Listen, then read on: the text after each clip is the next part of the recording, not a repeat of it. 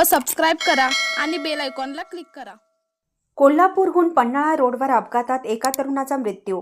दिनांक 31 रोजी दुपारी 1च्या सुमारास राजपूतवाडी हद्दीतील हॉटेल ग्रीनफील्ड जवळ इंडियन ऑइल पेट्रोल पंपासमोर आपल्या स्प्लेंडर मोटरसायकल क्रमांक MH09 AV 7842 कोल्हापूरकडून केरलीकडे जात असताना समोरून भरधाव वेगाने येणाऱ्या क्रमांक MH08 W 0358 बोलेरो पिकअप टेम्पोची समोरासमोर धडक बसून केरली येथे राहणारा कपिल आकाराम माने हा 29 वर्षीय तरुण जागीच ठार झाला।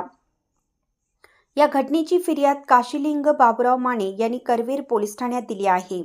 यातील टेम्पो चालक मिलिंद शांताराम सावंत राहणार हारपुडे मराठवाडा तालुका संगमेश्वर जिल्हा रत्नागिरी याच्यावर रॉंग साईडने ओव्हरटेक करून निष्काळजीपणे वाहन चालवून मृत्यूस कारणीभूत ठरल्याप्रकरणी भारतीय न्याय संहिता कलम 106/1 281 125/A 125/B ॲक्टनुसार 184 प्रमाणे गुन्हा नोंद झाला आहे।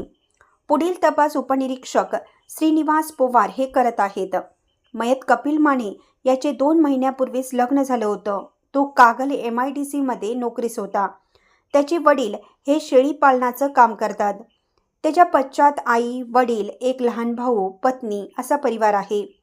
इंडियाचा आवाज न्यूजसाठी प्रदीप जाधव।